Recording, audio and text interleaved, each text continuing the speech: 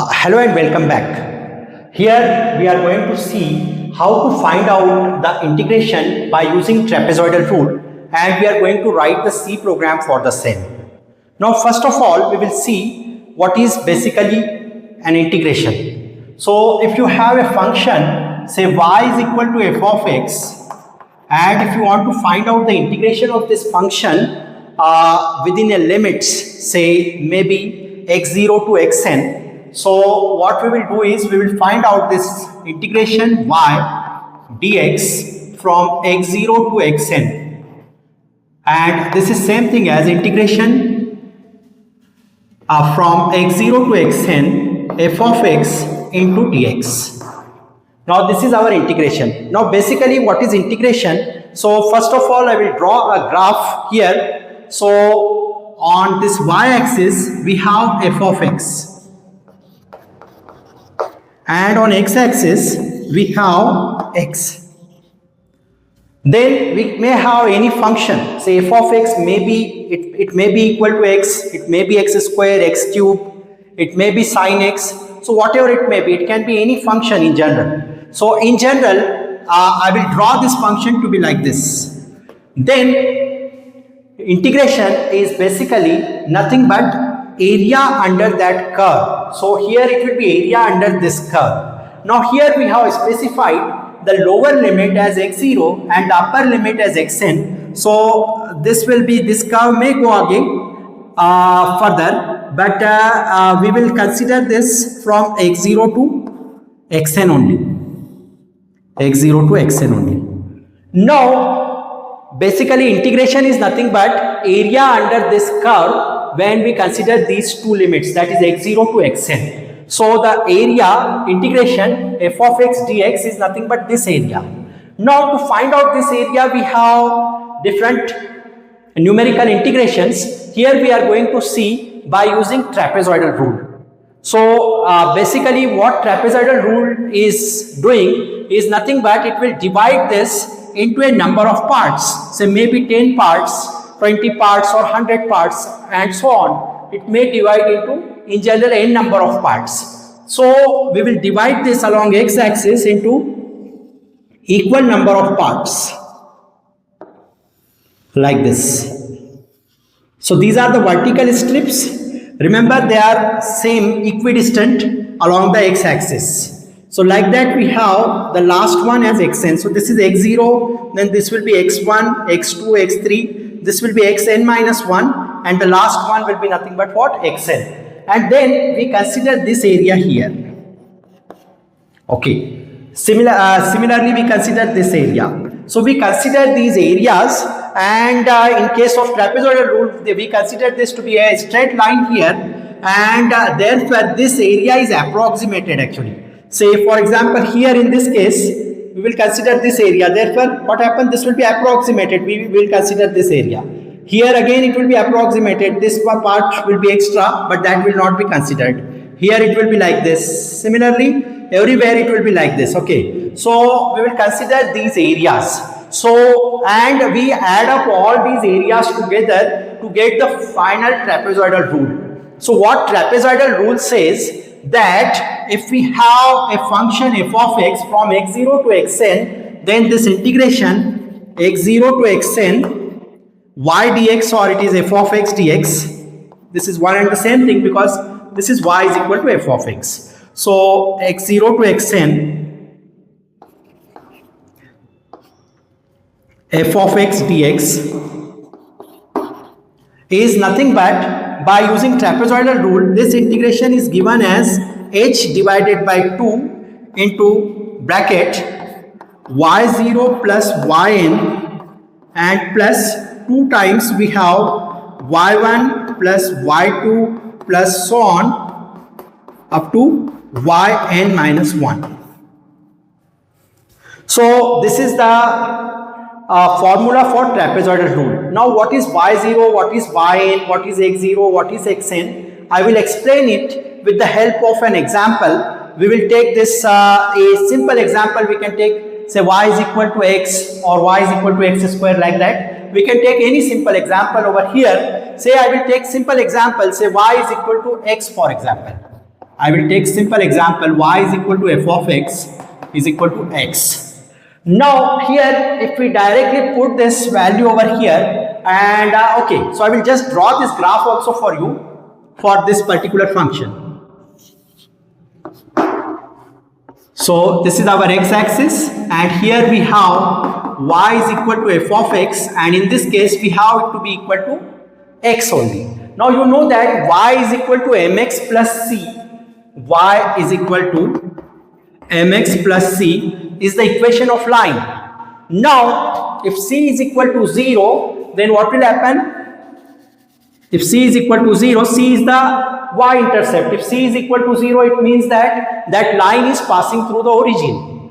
And if m is equal to 1, it means tan of theta is 1. That means it is making an angle of 45 degree with along the anti-clockwise direction to the x-axis. So y is equal to x is nothing but a line which is passing through the origin and it is making an angle of 45 degree with what? X-axis in the anti-clockwise direction like this. So rather this line will be like this. This line will be like this.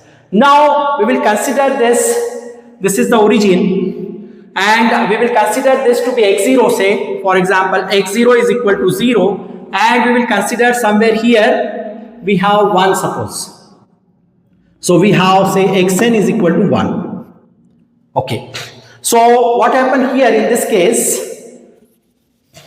We have our x0 is equal to 0, xn is equal to 1. Now here we have to find out h. Now remember h is nothing but this size actually, this interval size. This is h. Everywhere it is h.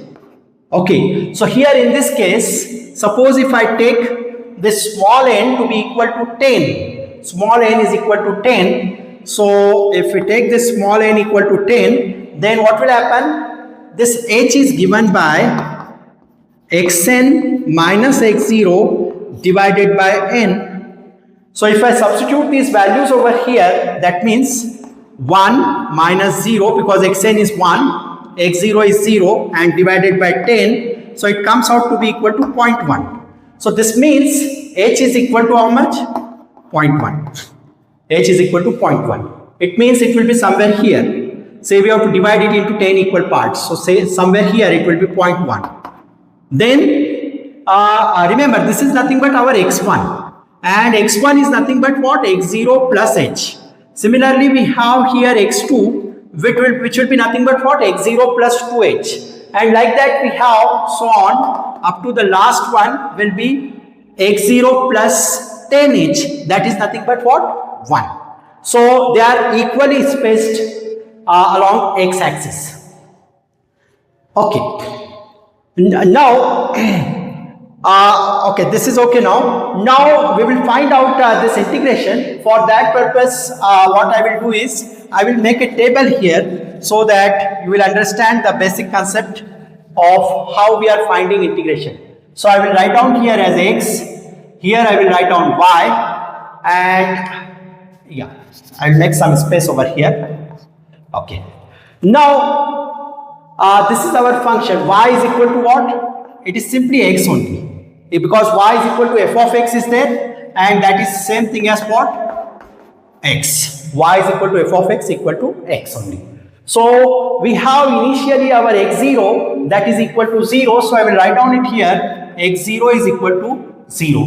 Then we have x1 is equal to 1. So, we have x1 equal to 1. x1 will be equal to 0.1. So this I will write down as 0.0. This is 0.1. Then we have, because simply it is nothing but what? x1 is x0 plus h.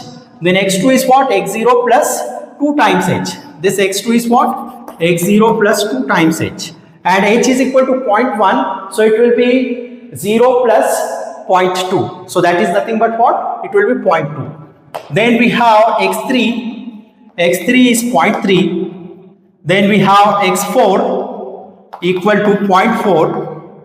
Then x5 will be 0.5. x6 is 0.6. Then x7 is equal to 0.7.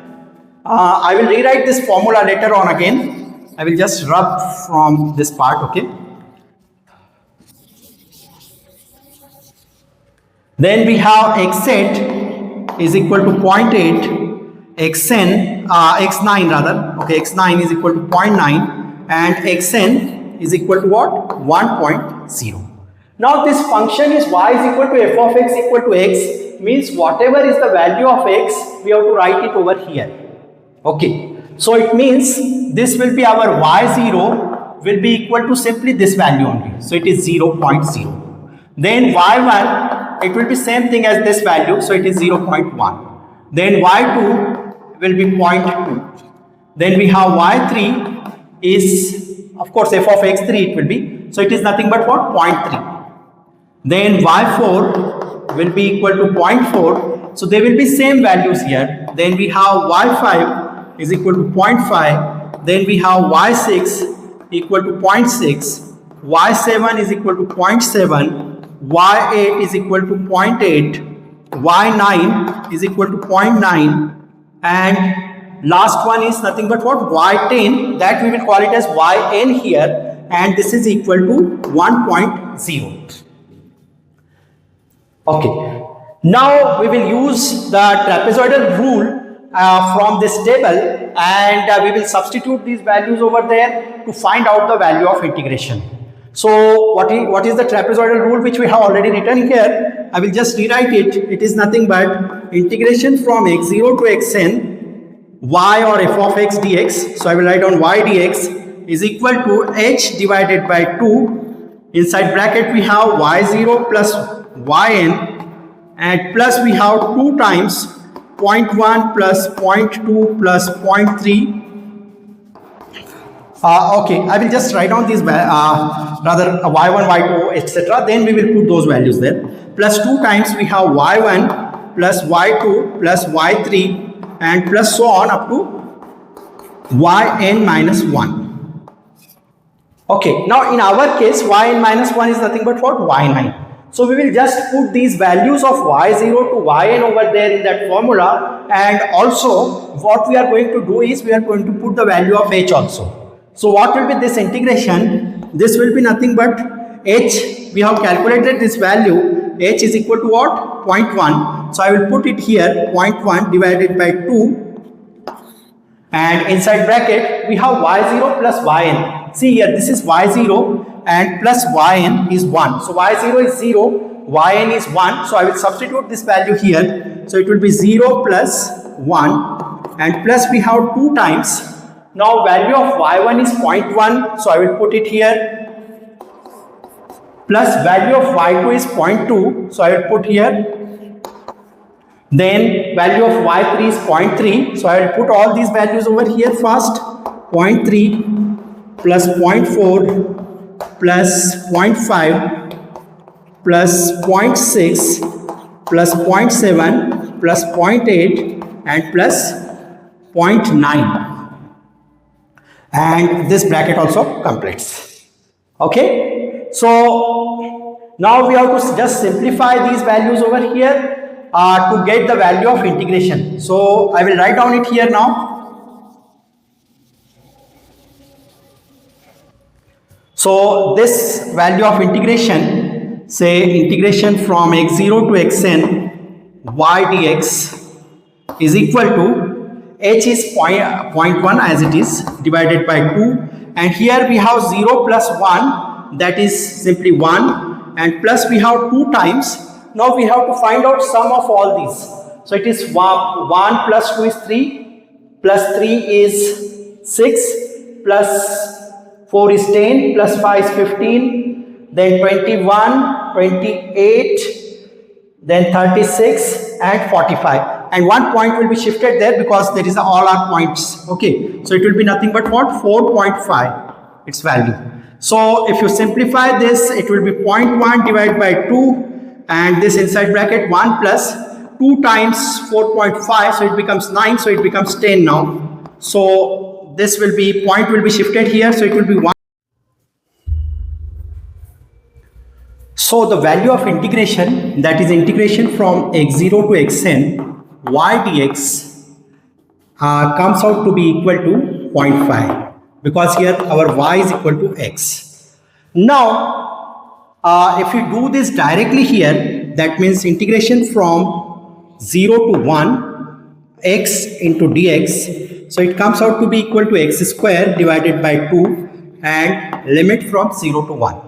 So if I directly substitute the upper and lower limit, it will be 1 square divided by 2 and minus 0 square divided by 2. So it comes out to be equal to 0.5. Now you can see that this is 0.5 and this is by trapezoidal rule again. We are getting the exactly same value. Okay, there can be some errors also. That means what? Some value will be different for some other integrations. But for this particular integration, that is integration x dx 0 to 1, we are getting exactly the same value for by using trapezoidal rule and the actual value also. Now we will write down the actual C program for this. So for writing the C program, again we will require this formula. I will just rewrite that formula and then we will write down the C program for the same. So this is the formula: integration from x0 to xn y dx comes out to be h divided by 2. Inside bracket we have y0 plus yn and plus 2 times we have y1 plus y2 plus y3 plus so on up to yn minus 1. Now these values, that is y0 is nothing but what? F of x0 and yn is nothing but what? F of xn. Similarly, this will be f of x1, this will be f of x2 and so on. This will be f of xn minus 1. Okay. Now we will just write down a C program for the same and we will just try to execute different steps to understand whether it is working in the same way or not. So just I will write down it here now. Now whenever we want to initialize a C program, we have to write it as hash include stdio.h. So I will write down here hash include stdio.h. Okay, this is h. So these are the input output, standard input output library, we have to include it. Then since we want this function f of x, we can take this function as any function actually. We can have x, we can have x square and so on. Now here what we will do is we will take this function as x only. So for that purpose we have to define this function here. So I will say hash define, there is no space here in between, hash define f of x as what? Say I will define it as x. Okay. Now the variables which are required, so now we will write down here main, our main program. It may, you may have to write it as a int main or void main depending upon the compiler which you will be using. So I will write down here time being main only, and then we have to define the variables. So the variables which are integers, we will define them separately, and the variables which are float, that means after decimal point variables, we will define them separately here. We have to define them separately in C program, of course. So here we have int, then the number of parts here. So number of parts in this integration will be always, say, they cannot be float. They will be nothing but what? Integer part. So it will be integer n number of parts. Then there will be I variable which will be used to run the for loop. So again that will be always integer. So we will use that variable I again as an integer. And then the float variables which will be required here, say one variable, that is float variable, is nothing but what? The lower limit here, that is x0, then upper limit, that is xn, then number of parts here h, then after this we need this sum variable. Say in sum variable we will use the we will store the value of the integration final sum, and sum1 variable and sum2 variable. Now this sum2 variable we have to equate it to 0, because this sum2 variable we will be using in a loop, that is a for loop. If you don't equate it to 0, it can have some garbage value, and that value will be repeated again and again. At the time of for loop, again I will explain it to you, and sum2 is equal to 0. Now that's all. Okay. Now after this, we have to take these values as input. Say x0, xn, that is the lower and the upper limit, we will take as the input, and also number of parts, actually that also we will take as input, and then we will find out value of h and all these other things. Okay. Now, so for this taking input, we have to write what? Printf statement. Printf statement. Then we have write \n. Now remember, \n means it will go to next line. If you write down \t, then it will go to the next tab. So it will go to a next spacing, next tab spacing. And if you write \n, it will go to the next line. So we will make it slightly better. So for better looking purpose, we will write down \n, \t, and then we'll say enter lower limit. Enter lower limit. Say x0 is equal to, and with the help of scanf statement, we will input this lower limit. Now remember here, x0 is nothing but float, so we have to write here %f, and we have to write here, in case of scanf statement, we have to write and then x0. Okay. Then printf statement, again we will enter the upper limit now, \n, \t, enter upper limit,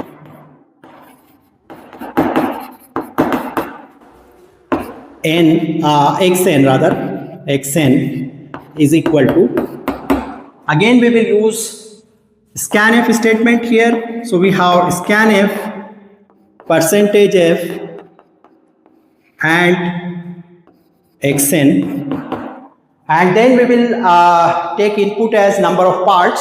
So printf \n, \t, it will go to next line, next tab, enter number of parts, say small n is equal to,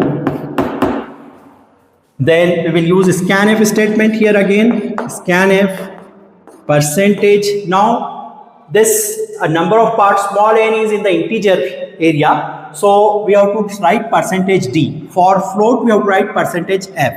So it is in the integer, so we have to write %d, then and small n. Okay. Now we will find out h. Okay. Now we have just seen that value of h is nothing but what? xn minus x0 divided by n. This is the value of h. So this formula we will write down here. So h is equal to, so here we have to make a bracket, and for divided by we have to write as a slash there. So it will be xn minus x0 slash n. So this will calculate the value of what? H. Okay. Now the next step is we have to find out this y0 plus yn.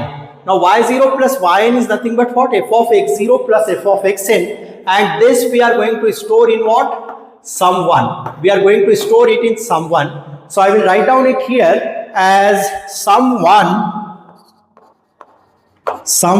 is equal to f of x0 plus f of xn. So it will just take this value and it will evaluate using this function. So f of x0 equal to x. So if this x0 is 0, then it will evaluate that function. I will explain it at the end of this writing this program. Then semi-comma. Then next step is to find out the value of sum2. The value of sum2 we will be storing it over here. Okay. So for calculating this sum2, we have to use a for loop over there. Okay. So I will use this for loop. So for loop will start from 1 because we don't want x0 here. So therefore for loop will start at 1 and it will stop at what? it should stop at n minus 1. So therefore I have to give the condition here that I is less than n. So it is not equal to n, just less than n. So it will stop at n minus 1. And then we have I plus plus. Then we have to find out sum 2. Now remember here sum 2 we have already made equal to 0. This is very crucial actually, otherwise it can give an error, because we have to make this sum to 0, because it will again add some values over there. If initially it has some value over there, then that value will be kept as it is and the other values will be added in that. So we have to be careful whenever there is such kind of statements in C programming. We have to make that variable as 0 initially. Now we have to write here sum 2 plus. Sum 2 plus equal to means it will add the other values in the sum 2 only again and again. It is same thing as sum 2 is equal to sum 2 plus. So sum 2 plus is equal to means sum 2 is equal to sum 2 plus. And you will find out here f of x0 plus I star h. I will explain you what these steps will do in just a moment. And then after this we have to evaluate the value of integration. So that I will evaluate it here. Yes. Yeah, remember this is sum 1 and this total is sum 2. This one is sum 2 and this is sum 1. So I will write the remaining part of this program here. So we have to evaluate the value of this total integration. So it will be nothing but what? It will be stored in sum. So sum is equal to, this is the formula, h by 2, then sum 1 plus 2 times sum 2. So it will be h, that means h is there, slash 2, and then we have star sum 1 plus 2 times sum 2. And then this statement, okay. And then after that we have to print this here. So I write down printf backslash n backslash t value of integration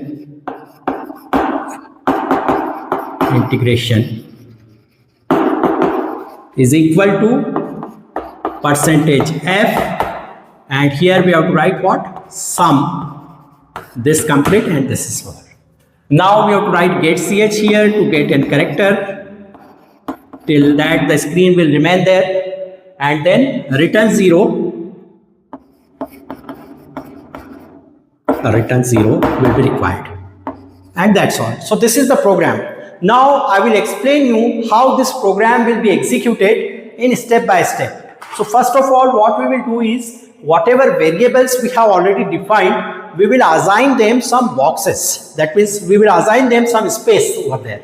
Okay, say for n, I will assign some space here. Then for I will assign some space here. Then after that we have x0. So for x0 I have some space over here. Then xn, I will assign some space here. Then after that we have h.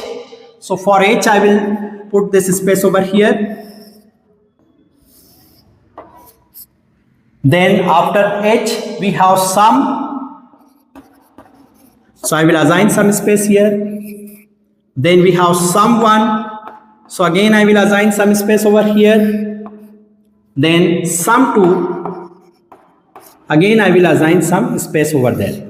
Okay. So these spaces I have assigned to them. Whenever we will enter them or we will calculate them, we will do those calculations and we will find out this. Okay. Now here say this program will start and it will ask enter the lower limit. So x0. Suppose you enter this lower limit x0 as 0, then the 0. So what will happen in this x0? 0 will be stored as in the example we have taken. So same example we are going to give here, that we have solved that example. Same will do for the program also. Now printf enter the upper limit. So I will give upper limit as what? 1. So I will give upper limit as 1. Then next printf, enter the number of parts. So number of parts I will take as 10. So this will become 10 now. Then next step, h is equal to xn minus x0 divided by n. So it will go to these addresses, that means what, these spaces, and find out the value of xn, find out the value of x0, find out that difference and divide it by the value of n. So it will be nothing but what, xn minus x0, that is 1 minus 0, and it will be divided in a bracket and it will be divided by 10. So it will be simply 1 divided by 10. So that is nothing but what, 0.1. So 0.1 will be stored in h. Okay, now next step is it will find out sum 1. So for finding sum 1, it will find out f of x0. Now x0 is what, 0. So it will find out f of x0 and it is x. So it means it will find out 0 plus f of xn, that means what, f of 1. So that is 1. So it will find out 0 plus 1 over there, and that will be stored in sum 1. So 0 plus 1 is nothing but what, 1. So in sum 1 will be stored. Now next, it will calculate sum 2 by using this for loop. Now our I is equal to 1 here, so I will become equal to 1. Now this condition is true because 1 is less than 10. So it will find out now sum 2 plus equal to this. Okay, now here you can see that is why we have mentioned that sum 2 should be equal to 0 in the initial step, otherwise there will be some error over there. Okay, so some error means what, it can take some earlier value and that will be repeated again and again, and that will create a problem in the program. So we have initialized it to be as 0, then sum 2 plus equal to f of x0 plus I star h. So this will be nothing but, since I is equal to 1, so it will find out x0 plus 1 star h, that is x0 plus h, and x0 plus h is nothing but what, x1. So it will find out f of x1, that is nothing but what, y1. f of x1 is nothing but what, y1, and through this, so it will be nothing but 0.1, is it right? So it will be 0 plus 1 into 0.1, so it will be f of 0.1, and f of 0.1 is 0.1 only, so that will be stored in sum 2 now. So in sum 2 variable, 0.1 will be stored. In the next step, what will happen? It will increment I after this. So I will become equal to 2 now. I will become equal to 2. It will check the condition is 2 is less than 10. Condition is true. It will come here. Then it will find out sum 2 plus is equal to f of x0 plus 2 star h. So it will be nothing but what, 0 plus 2 into 0.1. So it will be f of 0.2, and f of 0.2 is nothing but what, f of y2. Is it right? Because it will be f of x2. So it will find out f of x2, that is f of 0.2, and f of 0.2 will be nothing but 0.2 only, and that will be added in the sum 2. That will be added in the sum 2. So after adding it in the sum 2, earlier value of the sum 2 was 0.1. So 0.2 will be added in that, so it will become 0.3. The new value of the sum 2 will be 0.3. In the next step, I will become equal to 3. It will check this condition, is 3 less than 10, condition is true, it will come over here, it will find out f of now, it will find out f of 0.3. f of 0.3 is 0.3 only, so it will add it in the sum 2. So 0.3 plus 0.3, it will become nothing but what? 0.6. Okay, 0.6. In the same way, I will go on incrementing, say 3, then 4, then 5, then 6, 7, 8, 9. So up to 9, it will go on adding this in the sum 2, and finally when at the 9, it will become 4.5 at the, when I will become 9, this sum 2 will become 4.5, which we have already seen in our earlier calculations. So it will become 4.5. Okay. And after that, when I will become equal to 10, then this condition will be false. Is 10 less than 10? Condition is false. It will come out of this loop and the command will come over here now. Okay.